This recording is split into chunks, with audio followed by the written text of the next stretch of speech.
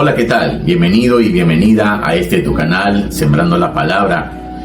Le doy gracias a nuestro Dios por darnos la oportunidad a usted y a mí de poder reunirnos una vez más para seguir en este precioso viaje del estudio de la Palabra del Señor.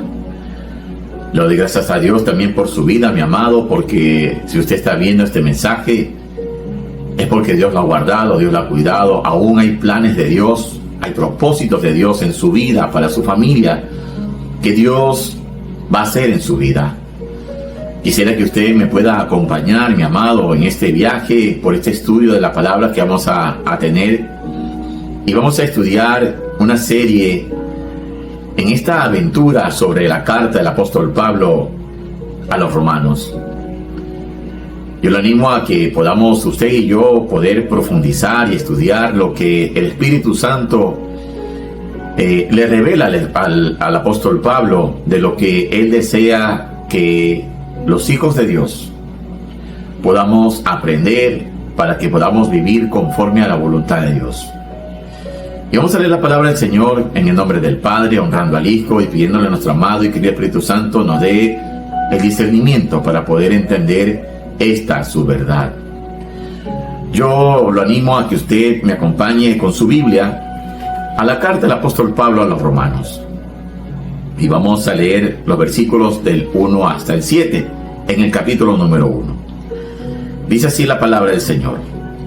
Pablo, siervo de Jesucristo, llamado a ser apóstol, apartado para el evangelio de Dios, que él había prometido antes por sus profetas en las Santas Escrituras, acerca de su Hijo, nuestro Señor Jesucristo, que era del linaje de David según la carne, que fue declarado Hijo de Dios con poder, según el Espíritu de Santidad, por la resurrección de entre los muertos, y por quien recibimos la gracia y el apostolado, para la obediencia a la fe en todas las naciones, por amor de su nombre, entre las cuales estáis también vosotros, llamados a ser de Jesucristo.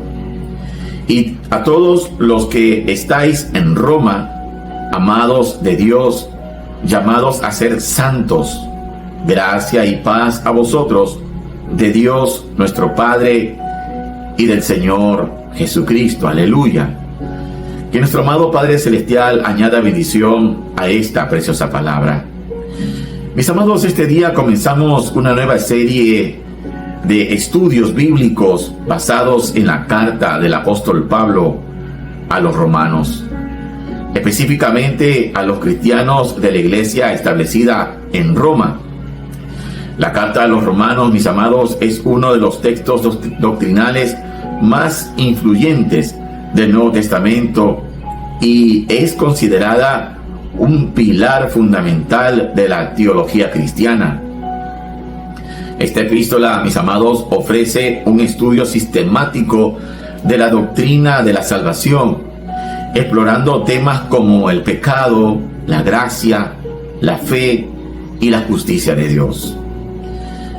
Como lo dice ahí mismo en el capítulo 1 de la carta del apóstol Pablo a los romanos, en el versículo 17, dice: porque en el evangelio la justicia de Dios se revela por fe y para fe, como está escrito: mas el justo por la fe vivirá. Aleluya.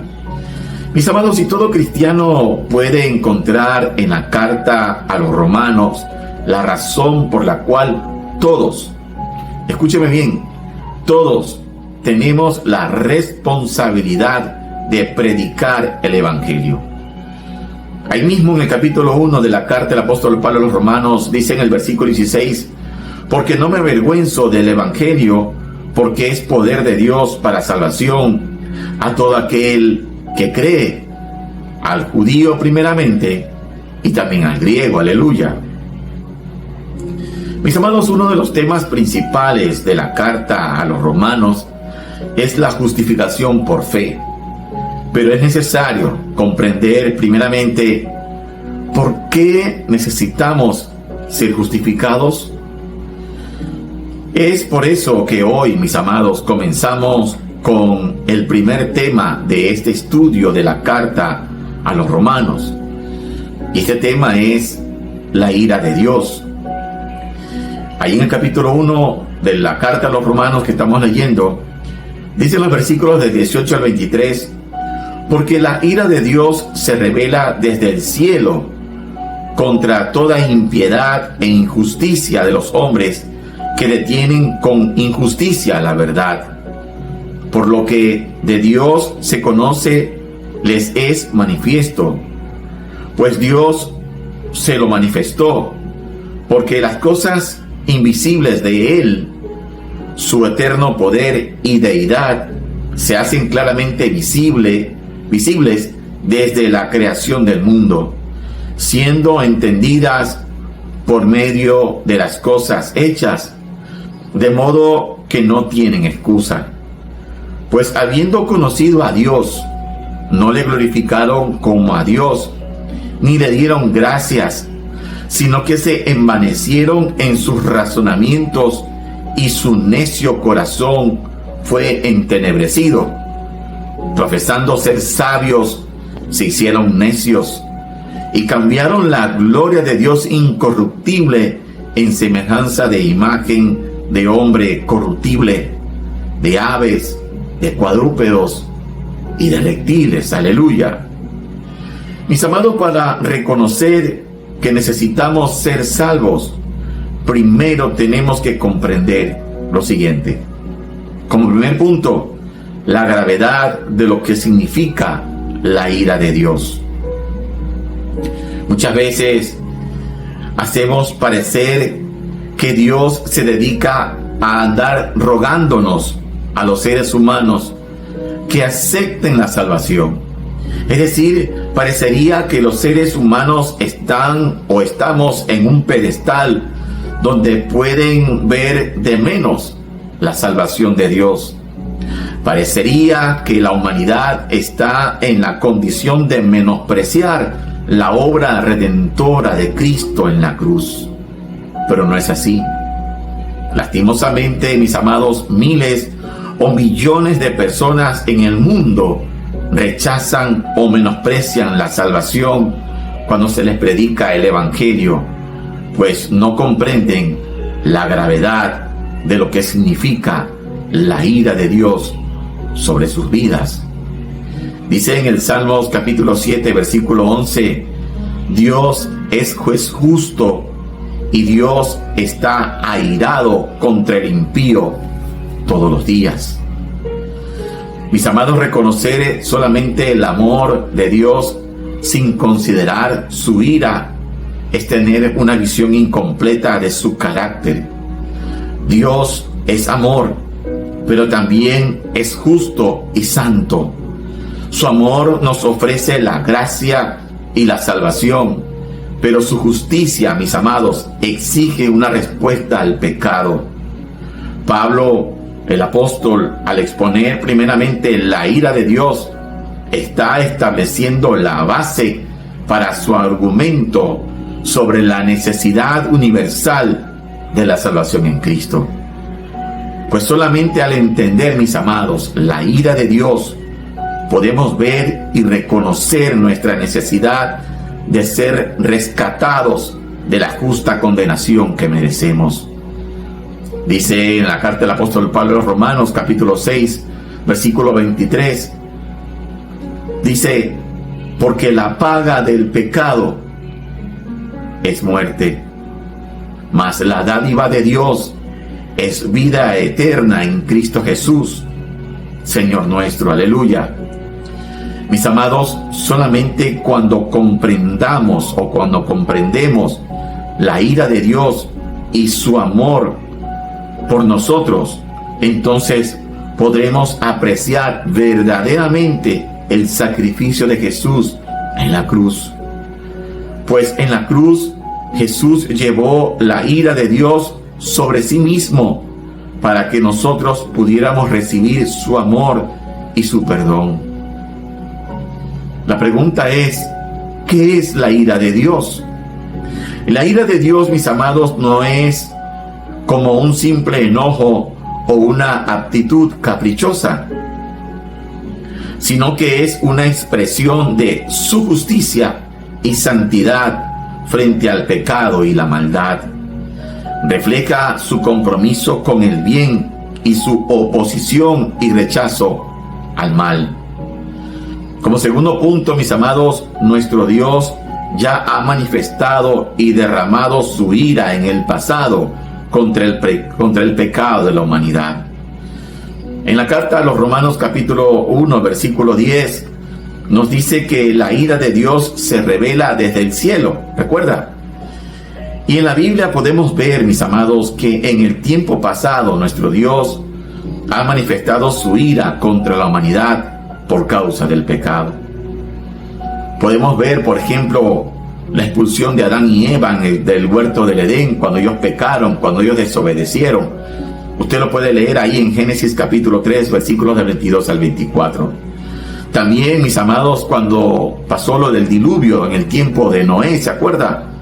Cuando Dios destruyó la humanidad y todo ser viviente por el pecado, porque se había incrementado la maldad en el corazón del hombre.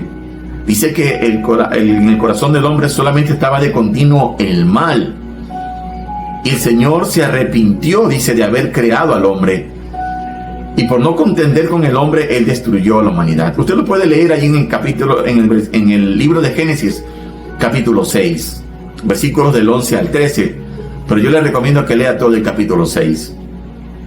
También podemos ver la destrucción de Sodoma y Gomorra, donde la gente se envaneció, mis amados, y quisieron, dice ellos, llegar al mismo sitial de Dios, donde Dios llegó a derramar su ira porque se incrementó la maldad, donde se desbordó la maldad, donde la gente hacía lo que bien le parecía, donde ya no había pudor ni vergüenza. Y Él mandó fuego y azufre sobre esas ciudades, sobre Sodoma y Gomorra, donde las destruyó, producto de la maldad, donde el hombre creyó que no necesitaba de Dios, donde el hombre creyó ser mejor que Dios, donde el hombre rechazó las normas de Dios y vivió haciendo lo que le pareció en gana. Mis amados, y hoy en día no está la cosa tan diferente. Hoy en día también la humanidad vive haciendo lo que le da la gana, pero se ha olvidado de que hay un Dios justo y santo.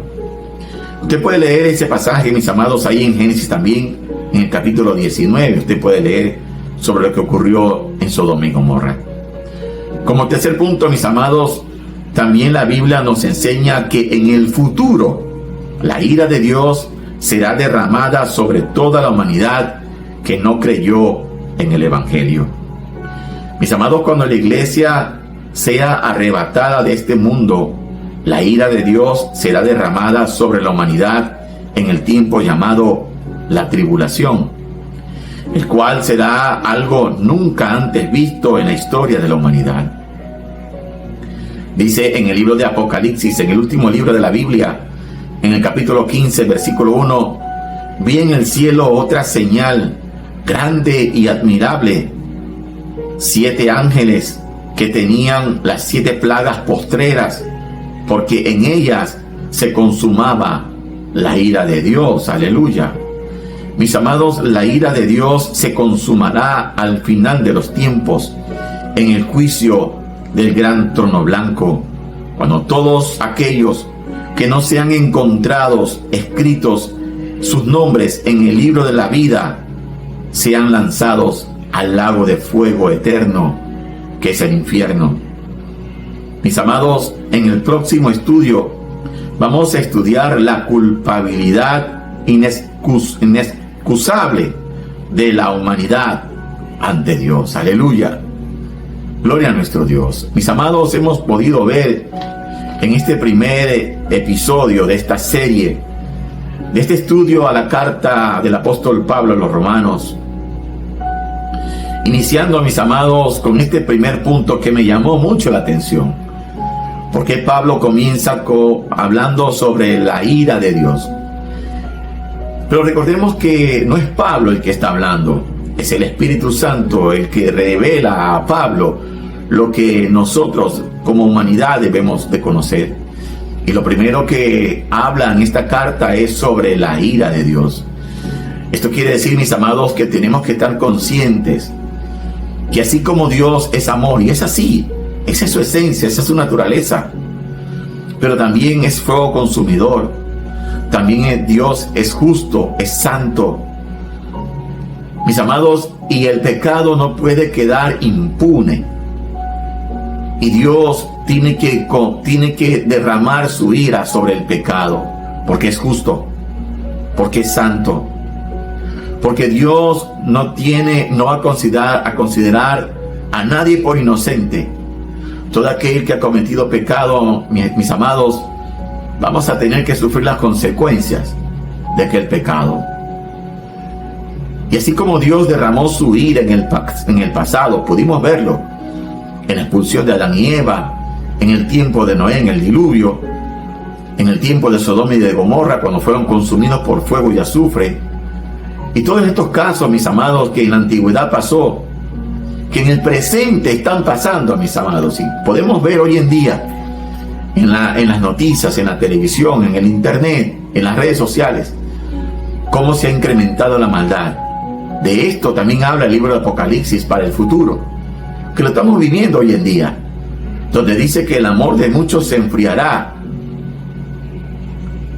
Y lo podemos ver, mis amados, cómo hoy en día padres contra los hijos, hijos contra los padres, en una disputa, en una lucha, en una guerra campal.